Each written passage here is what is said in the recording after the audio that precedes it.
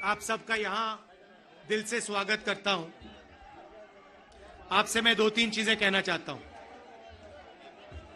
सबसे पहले आपने देखा होगा कि पूरे देश में बीजेपी के लोग, आरएसएस के लोग नफरत फैला रहे हैं, हिंसा फैला रहे हैं, डर फैला रहे हैं। तो लड़ाई दो विचारधाराओं के बीच में है। एक तरफ नफरत, हिंसा, डर, दूसरी तरफ मोहब्बत, रिस्पेक्ट, इज्जत। आपने देखा होगा कन्याकुमारी से कश्मीर 4000 किलोमीटर हम चले और हमने बीजेपी के खिलाफ नारा दिया, नफरत के बाजार में मोहब्बत की दुकान खोलनी है। उनका काम नफरत फैलाने का है, हमारा काम मोहब्बत फैलाने का है। वो तोड़ते हैं, हम जोड़ते हैं, और अंत में नफरत की काट मोहब्बत से ही होती है। आप सब जानते हो, नफरत को नफरत से नहीं काटा जा सकता है, नफरत को मोहब्बत से ही काटा जा सकता है, हराया जा सकता है। और आपने इस चुनाव में देखा होगा, पहले नरेंद्र मोदी जी छाती फैला के आते थे, अब नरेंद्र मोदी जी ऐसे आते हैं। पहले बड़े बड़े भाषण करते थे, इस बार पार्लियामेंट में घुसने से पहले उन्होंने अपने सिर पर कॉन्स्टिट्यूशन को रखा, फिर गए अंदर। भाइयों और बहनों, पहली बार हिंदुस्तान के इतिहास में पहली बार स्टेटहुड छीना गया है। यूनियन टेरिटरी को पहले यूनियन टेरिटरी को स्टेट बनाया गया था। स्टेट को बांटकर दो स्टेट बनाए गए, तेलंगाना बना, छत्तीसगढ़ बना, उत्तराखंड बना, अरुणाचल को स्टेट बनाया गया। मगर पहली बार हिंदुस्तान के किसी स्टेट को रद्द करके लोगों का जो हक है वो छीना गया। पहली बार हुआ है। ऐसे हिंदुस्तान के इतिहास में, मॉडर्न इंडिया में यह काम पहले कभी नहीं किया गया है। तो सबसे पहले जम्मू कश्मीर को जो स्टेटहुड है वो वापस देना है,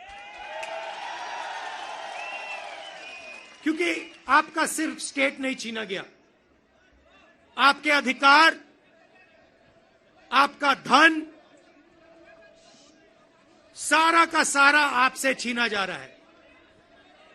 1947 में हमने राजाओं को हटाकर लोकतांत्रिक सरकार बनाई, हमने देश को कॉन्स्टिट्यूशन दिया। आज जम्मू कश्मीर में राजा बैठा हुआ है, उसका नाम एलजी है, मगर वो है राजा। और जो आपका धन है आपसे छीना जा रहा है, बाहर के लोगों को दिया जा रहा है, चाहे वो आपके कॉन्ट्रैक्ट्स हो, सारा का सारा फायदा बाहर के लोगों को मिल रहा है और जम्मू कश्मीर के लोगों से छीना जा रहा है। तो हमारा पहला कदम जम्मू कश्मीर को स्टेटहुड वापस देने का होगा। हम चाहते थे कि चुनाव से पहले आपको स्टेटहुड मिले और स्टेट बनने के बाद चुनाव हो। बीजेपी ये नहीं चाहती है और उन्होंने कहा है कि पहले चुनाव होगा और उसके बाद स्टेटहुड की बात होगी। और हम कह रहे हैं, कुछ भी होगा, जम्मू कश्मीर के लोगों को स्टेटहुड हम दिलवाएंगे। बीजेपी चाहे ना चाहे, इंडिया गठबंधन इतना दबाव डालेगी कि जम्मू कश्मीर के लोगों को स्टेटहुड देना ही होगा।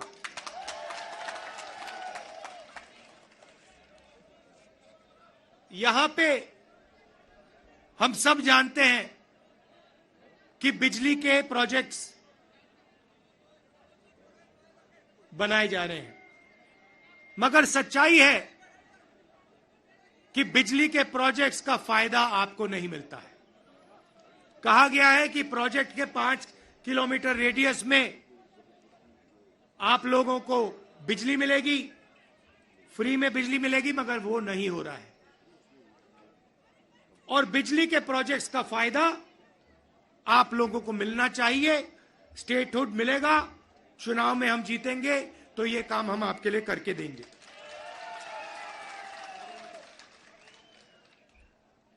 आप देश के लोगों को बिजली दे रहे हो और आपके जेब में से बिजली का पैसा लिया जा रहा है, छीना जा रहा है।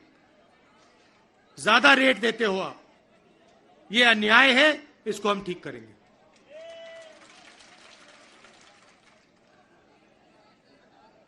भाइयों और बहनों, पूरे देश में नरेंद्र मोदी जी ने बेरोजगारी फैलाई है। पता नहीं आपने अदानी जी का नाम सुना है? सुना है? हां,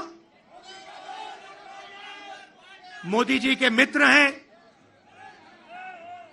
पार्लियामेंट में मुझे कहा, आप देखिए, पार्लियामेंट में मुझे कहा कि पार्लियामेंट में मैं अदानी और अंबानी का नाम नहीं ले सकता। तो मैंने कहा ठीक है, नाम नहीं ले सकता तो कुछ तो कहना पड़ेगा। तो A1 A2 नाम दिया मैंने उनको। हम दो, हमारे दो, नरेंद्र मोदी, अमित शाह, अंबानी, अदानी, इनकी सरकार चल रही है। और अगर कोई छोटा काम करता है, मजदूरी करता है, छोटा बिजनेस चलाता है, होटल चलाता है, टूरिज्म का बिजनेस चलाता है, तो उसके लिए नरेंद्र मोदी जी GST लाते हैं, नोटबंदी कराते हैं और बैंक के दरवाजे बंद कर देते हैं। और पूरी की पूरी सरकार इन 2 अरबपतियों के लिए चलाई जा रही है। ये मैं आपको कहता हूं कि अगर आप देखेंगे तो ये जो आपसे स्टेटहुड छीना गया है, इसका भी लक्ष्य उन्हीं 2 अरबपतियों की मदद करने का है।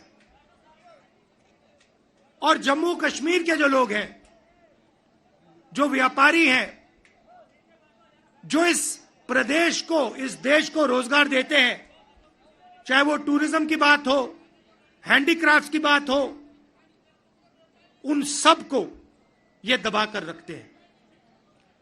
जो हालत देश में है, उससे खराब हालत जम्मू कश्मीर में है। देश से ज्यादा बेरोजगारी यहां जम्मू कश्मीर में। और ये उल्टी सीधी बात करते हैं। कभी नरेंद्र मोदी समुद्र के नीचे चले जाते हैं, कभी हवाई जहाज में उड़ते हैं, कभी किसी नेता से गले लग जाते हैं, मगर बेरोजगारी के बारे में इन्होंने कुछ नहीं किया है। तो यहां हमारे एक युवा नेता हैं, एक बात मानकर चलो, यहां पर कांग्रेस पार्टी की अलायंस की सरकार आ रही है। ये निश्चित है, ये होने जा रहा है। और हमारा पहला काम, हमने नेशनल मैनिफेस्टो में कहा और मैं यहां भी कह रहा हूं, जो भी सरकारी वैकेंसीज हैं उनको हम भरेंगे और एज को हम 40 साल तक एक्सटेंड कर देंगे। जो डेली वेज का काम करते हैं उनको हम रेगुलराइज करेंगे, परमानेंट करेंगे और उनकी जो आमदनी है उसको हम बढ़ाएंगे। मगर हमारा लक्ष्य होगा कि हम सबको लेकर एक साथ मिलकर जम्मू कश्मीर की सरकार चलाएं, सबकी रिस्पेक्ट हो, सबको एक साथ लेकर हम चलें। और जैसे मैंने देश में, वहां बाकी देश में कहा, भारत जोड़ो यात्रा में हर स्टेट में कहा नफरत को मिटाना है। जहां भी ये नफरत की दुकान खोलेंगे, जहां भी ये नफरत फैलाएंगे, वहां हम मोहब्बत की दुकान खोलेंगे। आखिरी बात मैं आपसे कहना चाहता हूं, इतनी सुंदर जगह है, चुनाव के बाद मुझे यहां आना पड़ेगा। और ये जो आपने वकार जी कर्रा साहब, ये आपने जो मेरा 45 मिनट का प्रोग्राम यहां बनाया है, ये आपने मुझे ठग लिया। यहां पे कम से कम 1 दिन, 2 दिन, 3 दिन का प्रोग्राम बनना चाहिए। मुझे ऐसी जगह देखने को नहीं मिलती है। ऐसे प्यारे लोग कम से कम यहां मुझे 2-3 दिन के लिए लाइए और यहां घुमाइए।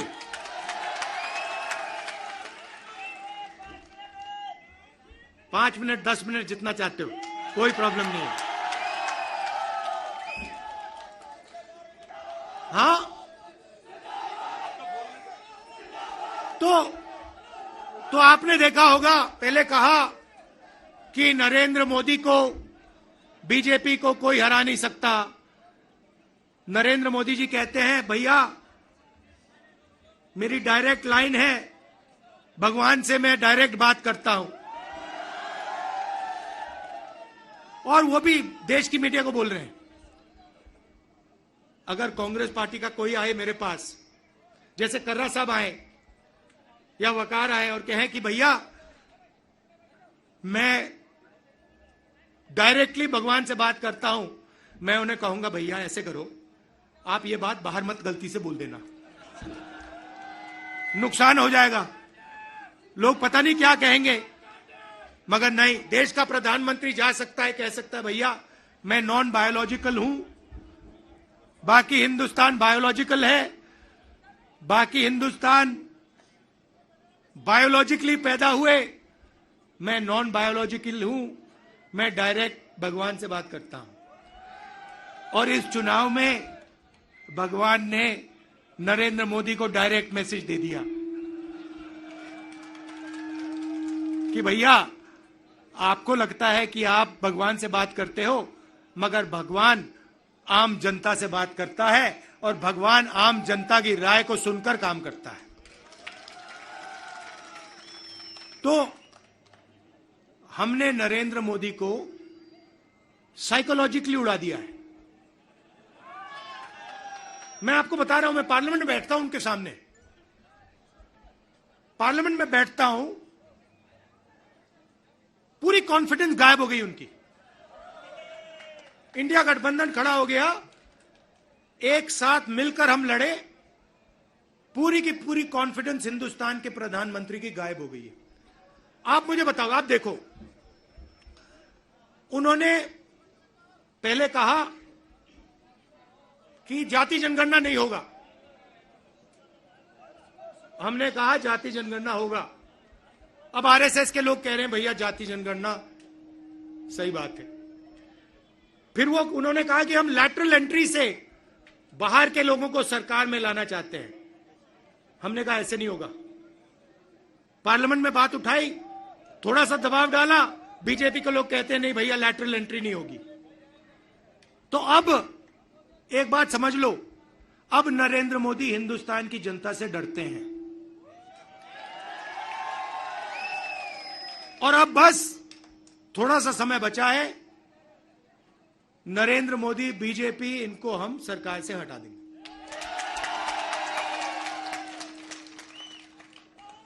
मगर हम चाहते हैं कि देश में भाईचारा हो, सबकी रिस्पेक्ट हो, एक दूसरे के साथ इज्जत से बात हो। जो कमजोर लोग हैं, चाहे वो किसान हैं, मजदूर हैं, छोटा बिजनेस चलाने वाले लोग हैं, उनको लगे कि इस देश में हमारी भी भागीदारी है, बैंक के दरवाजे हमारे लिए खुले हैं, कर्जा माफ हमारा भी होता है और सिर्फ देश 2-3 लोगों के लिए नहीं चलता है। ये हम चाहते हैं और यही काम हम जम्मू कश्मीर में शुरू करेंगे। और कुछ ही समय में आप देख लेना, यहां पे ये आप वकार जी यहां पे चुनकर जाएंगे, आप जिताओगे इनको, हमारी सरकार बनेगी और ये आपके लिए पूरे दिल से दम लगाकर आपके लिए काम करेंगे। वकार जी, ये आप मुझे एक वायदा करो कि यहां पे आप मुझे 1-2 दिन के लिए लाओगे और यहां के लोगों से मतलब अच्छी तरह, जैसे ऐसे नहीं मगर अच्छी तरह मिलाओगे। हाँ हाँ, गूल का एरिया, गूल और गूल के एरिया में मुझे वहां पे ले जाओगे। आप सबका दिल से बहुत बहुत धन्यवाद। आपने इतने प्यार से मेरा स्वागत किया। धन्यवाद, नमस्कार, जय हिंद। शुक्रिया।